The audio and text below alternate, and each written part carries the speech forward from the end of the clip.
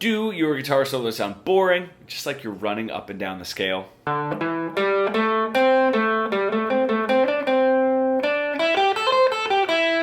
Well, you actually might be. So let's make some very, very simple changes to make your guitar solo sound so much better today. If you do not know, my name is Ryan Gaughan. I've been helping guitar players for over 20 years really bridge the gap between their creative ideas and what they're able to play, becoming fully fretboard fluent. If you would, please hit the subscribe and bell notification to get more videos on how to make your guitar playing better.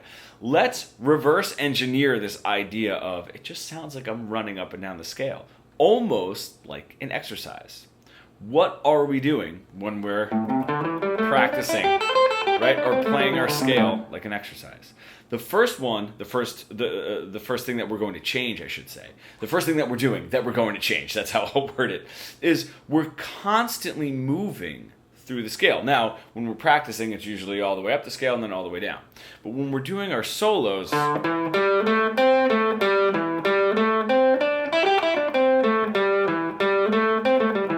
we're very afraid, one of the biggest fears, of playing the same note, repeating the same note more than once. And it's such an easy thing to change. It's the easiest one. That's why it's first. So if you just have that,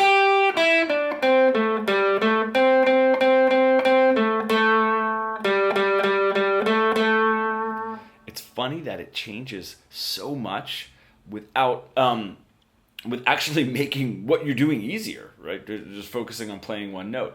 The idea that we're constantly moving around the scale and jumping around is not true. There's so many solos.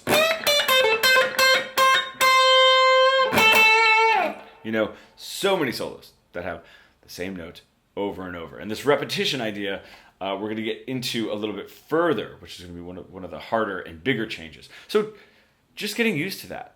Playing the same note a couple of times is going to make a dramatic change, and it's the easiest one. The next thing that we are deathly afraid of is going to be space. We are afraid of that silence. So if I have...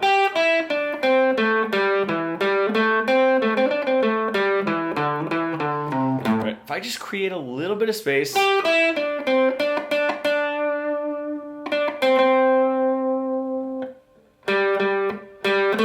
Still random, but I'm creating some sort of phrasing in there and repeating a couple of the notes in the scale, right? So I'm not just jumping around. So those two changes are very easy, and we're going to create something that's a little bit more compelling. I have...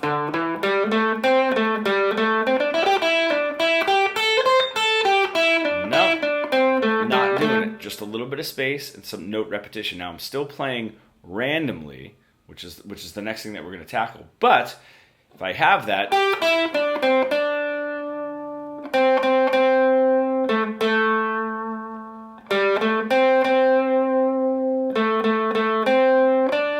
it does not sound like a scale exercise anymore.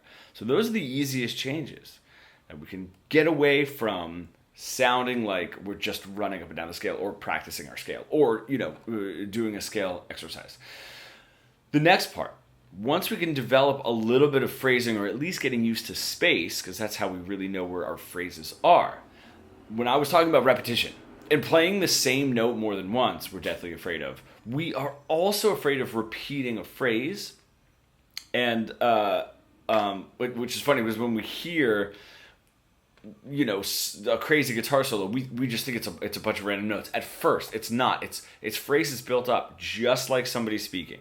It's like when you go to another country and you hear somebody talking. It's like, oh my goodness, I don't know. You can't hear where the phrases begin and end because you don't know the language. And not every time is there a pause to let you digest. Right? And that's the same thing when you hear a guitar solo, and especially one that's a little bit faster. It sounds like it's just random up and down the scale. No, it is phrases, and they're consistently thinking about the last phrase that they played, and that influences the next phrase, just like telling a story. It's how the story moves along. It is not random. How are we going to get better at that? Directly repeating. And it just gives us a little bit more of a motif. So now if I have repeating a note more than once, right? Or, well, I guess that's what repeating is, right? Repeating a note or playing a note more than once, creating a little bit of space, and now adding a little bit of repetition, I get something a lot more compelling. So if I play, again, just the...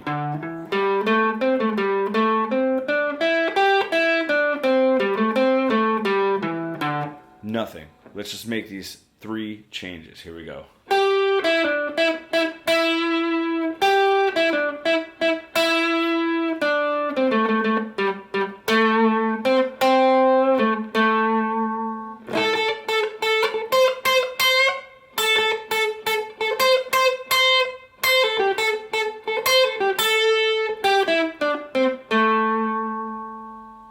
Okay, we're getting better. We're moving a little bit more along with repeating a note, creating space to create phrases, and repeating a phrase. Every now and then, grab a phrase and repeat the same thing over and over. It no longer sounds random, and we can start playing something and developing these skills sort of more and more. So what's the last thing that can really bring this all together? Because those changes are great, but they're not that great. One thing that is really, really going to help is going to be developing our rhythmic vocabulary. That's the way that I'd like to put it. Okay. And this is another, I don't know if I would say it's a fear, but it's something that we're not generally thinking of. So if I were to sort of tap something out here, right?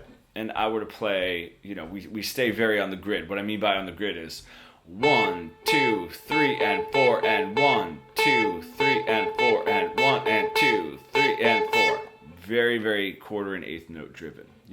It's our safety, and it's hard to have that pulse and move away from it while keeping it. What I mean by moving away from it is we're moving away from the grid, right? We're getting a little bit more.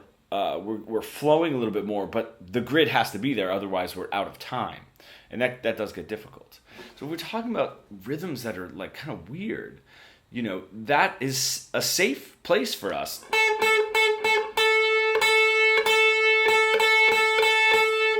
But if I were to sort of tap something out and say,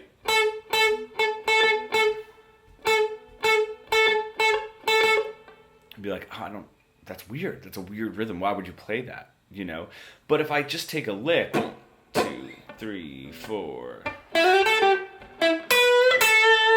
something like that simple, that is a very strange rhythm. If I were to just take the phrasing and the note choice away and just like focus on that rhythm, it's a really strange rhythm. Moves fast, moves slow, doesn't play all on the grid, on the downbeats, etc. So what we want to do to develop that is just put a metronome on, you tap your foot, okay? And you're going to come up with rhythms that make you move a little bit. Just stay on one note. I love this exercise so much, right? So if I were to play something boring, would be like 1, 2, 3, and 4, and 2, 3, and... Right? I don't want that. So you're going to play off of where your foot tap is, right? A little bit off, some notes off, some notes on. And try to create something that's cool. You don't have to get into the 16th notes, the E and the Ahs, right? But if I have 1, 2, 3, 4, repeat it.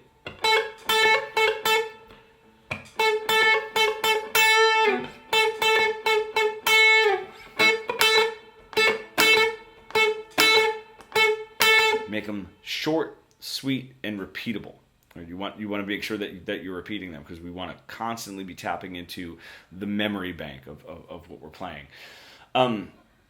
That is going to develop your rhythmic vocabulary. So when it comes time to solo,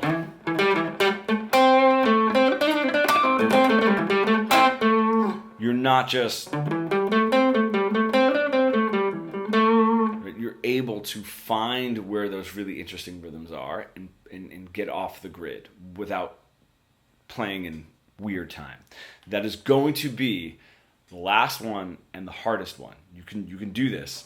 The reason I was saying before we want to tap into the memory bank is the best way to never get lost in your guitar solos is to always remember and consider what it is that you just played, right? So if I have...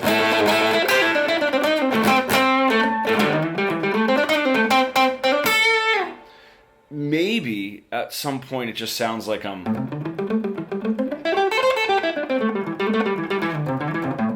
playing up and down, but I'm not. That all of those phrases are moving into each other. And how do I do that? Well, I started by being able to play a weird rhythm and repeat it, and then play another weird rhythm and repeat it. It's developing that memory bank, right? Almost like learning a language and repeating a phrase that somebody is saying. Right? That's sort of like how we're doing it. And then what is really cool, and then I'm sorry, also the phrases when we were doing it before. If you could directly repeat and remember what you played, it's really strengthening that memory bank, which is really great, really vital to all those ideas. So when we're doing that, what is cool is eventually, and I'm jumping a little bit further ahead, sort of with the example that I just played, but eventually you can play things that seemingly have nothing to do with each other. So it's not directly repeating, right? And that was sort of the solo that I was playing. If I play... those two phrases move off of each other, but they're not directly repeating. So I'm making deliberate choices based on what I just said. And it can be sort of likened to somebody saying something and then you repeating, and then somebody saying a phrase and then you repeating it as you're learning a language. Eventually that's going to turn into them asking a question and you answering the question without being given the answer because you understand the language.